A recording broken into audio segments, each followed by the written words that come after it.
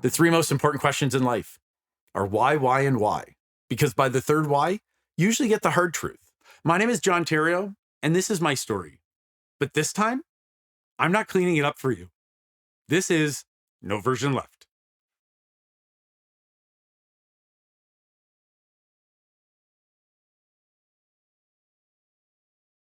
This isn't a highlight reel. It's not a polished version. And this certainly is not the version people post when they're trying to convince the world that they're okay. This is what's left when there's nothing left to hide. Welcome to No Version Left. Only the why remains. And before I say anything else, I need you to sit with something. There are parts of my life I've never said out loud. Not because they didn't matter, not because they were small, but because they didn't fit the version of me people expected. The version that felt acceptable. The version that made other people comfortable. And if I'm being honest, I got really good at protecting that version. I learned how to say just enough, how to smile while falling apart, how to make pain sound manageable, or how to make survival into something that looked successful. From the outside, it worked. The life in LA, the rooftop experiences, the VIP treatment, the first-class flights to those perfectly framed photos, or the career, the image. It all looked like someone who had things figured out. But underneath that, there were parts of me I refused to touch. Parts I buried so deeply that eventually I stopped noticing they were buried at all. And the truth is, when you spend enough years editing yourself for other people, you eventually forget what's real. But this isn't just about me, because I think a lot of people are doing the same thing. Not with the same story or the same wounds, but the same fear. The fear that if people saw the full truth, those messy parts, the broken parts, the contradictory parts, they'd leave or judge or stop loving you. So instead, what do? We perform, we manage perceptions, we protect the image, we become versions that function, that survive, that make sense to everyone else, even when they stop making sense to us. And for a long time, I thought survival meant keeping everything controlled, keeping everything presentable, never letting people see how bad things really got.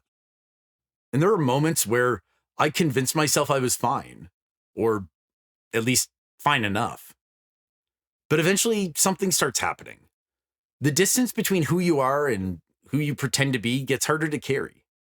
You feel it in those quiet moments, the moments when the room finally goes silent. You feel it when you're alone with your own thoughts and there's nowhere left to run.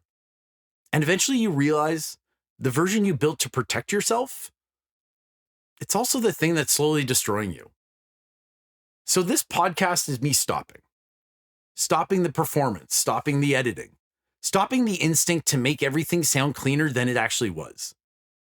Not because it's comfortable. Honestly, this is terrifying.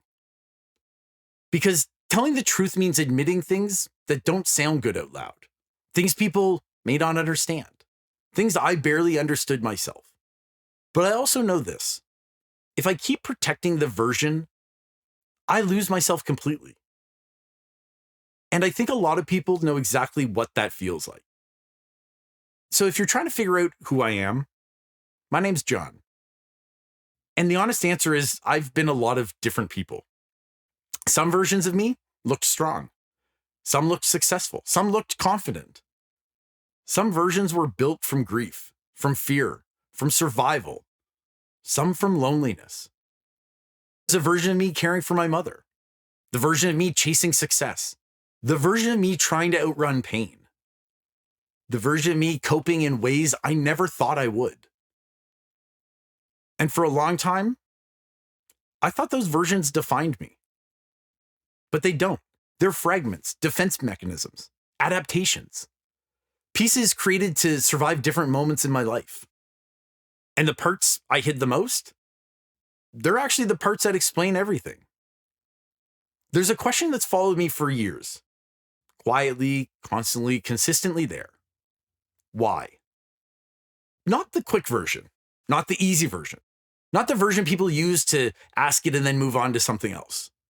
I'm talking about the kind that stays with you, the kind that follows you into silence, The kind that, is sitting on your chest at 3 a.m. as you're wide awake staring at the ceiling. Kind that forces you to look at yourself when you don't want to. Why did I move to LA, or why was I afraid to come home? Why did I work myself into the ground? Why did I stay in situations that were destroying me and I knew it? Why did I keep accepting pain like it was normal? Why did I spend much of my life trying to earn love instead of believing I deserved it? And there are so many other times I've asked why. And if I'm honest, there's years where I didn't want the answers. Because finding the truth, or at least looking for it, meant confronting things I wasn't ready to see. So instead I kept moving, kept functioning, kept distracting myself, kept building versions of myself strong enough to avoid the deeper question. But eventually, avoidance stops working. The noise fades, the image cracks. Eventually, you're left staring at yourself with nowhere else to look. And that's where this begins. This podcast is not me arriving at some perfect understanding. This isn't a, here's my story and here's the lesson. This is me inside of it, still untangling it, still trying to understand it, still trying to be honest about it. Which means some of this, it will be uncomfortable. Some of it may contradict itself. Some of it won't have a clean answer, but life rarely does. You're going to hear things most people don't say out loud. The moments I wasn't okay. The choices I made just to survive something. The ways I coped. The thoughts I carried. The shame, the grief, the anger, the loneliness. The parts that don't fit neatly into the version people know. And I'm not cutting those parts out anymore. But this also isn't hopeless. And that matters too. Because somewhere inside all of this, there's clarity, there's growth, there's understanding. There are moments where things finally start making sense in ways they never did before. Not perfectly, but honestly. And a lot of that came from one question. Why? Ironically, that question was planted in me a long time ago. My father passed away almost 20 years ago, but some lessons outlive people. And one of the few conversations I remembered so vividly happened after an early morning hockey practice. One of those freezing Canadian mornings where, the world still feels half asleep. During that drive home, he shared with me the three most important questions in life are why, and why. That was it. Because by the third why, you usually stop getting the easy answer. You get the truth. I didn't understand how important that lesson would become. But my dad's view, that perspective, that question has changed me. It stopped letting me live only on the surface. It forced me to look underneath the decisions, underneath the coping, the patterns, the pain, and understand far more than I ever would have. And once you truly see the why behind something, you can't unsee it. But maybe that's where change finally starts. So that's what this is really about. Not just a story about what happened, but a search for why it happened. Why I became who I became. Why certain patterns repeated. Why some wounds stayed open. Why I kept running from things that eventually demanded to be faced. Because I don't think people are missing information anymore. I think we're missing honesty. The kind that doesn't perform. The kind that doesn't try to sound inspirational. The kind that doesn't clean itself up before being seen. Just truth. Even when it's uncomfortable. And maybe in hearing mine and me sharing my story, others will start hearing their own life differently too. Maybe you stop judging yourself so harshly. Maybe you stop judging someone else before understanding their why. Maybe if you finally recognize parts of yourself you've spent years trying to outrun, things will make a little more sense. Because I don't think most people are evil. I think most people are hurt, confused, surviving, trying to cope with things they never learned how to carry. And sometimes the worst decisions of our lives make a lot more sense when we finally understand the pain underneath them. So if you're here, you don't need to have your life figured out. I don't. You don't need to be healed. You don't need to be perfect. You just need to be willing to not look away. Because in these next episodes, it's time to go deeper. The versions I created, why I needed them, the moments that changed me before I even realized they had, the coping, the consequences, the grief, the survival, the understanding that came after, or the understanding that I'm still trying to find. Nothing is off limits. If it's part of the story, it belongs here. This is where I stop editing, where I stop protecting the image. This is where I stop trying to make my life sound cleaner than it actually was. Because the truth is, I'm tired. Tired of carrying versions of myself that were built just to survive. Tired of pretending pain didn't affect me. Tired of making things look okay while quietly falling apart underneath. And maybe the hardest part to admit, there were moments I didn't recognize myself anymore. Moments where I looked at my own life and wondered how I got so far away from who I was supposed to be.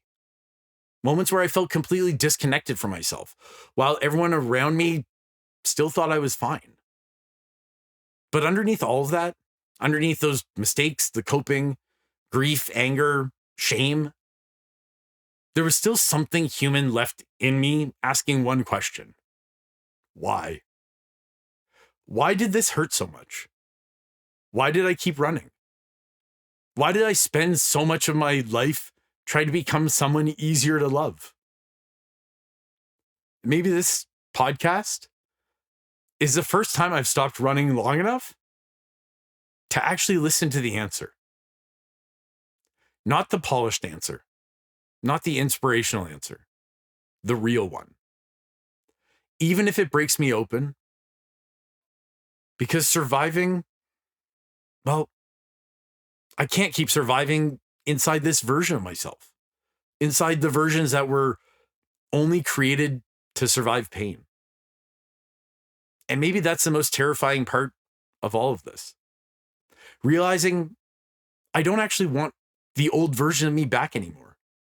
Not the successful one, not the strong one, not the composed one, not the version that knew how to smile while quietly disappearing underneath. Because every version I created to protect myself cost me pieces of who I really was. And I think somewhere along the way, I disappeared too. If telling the truth costs me every version of myself I used to survive, then maybe that's not losing myself. Maybe it's finally being me. This is No Version Left.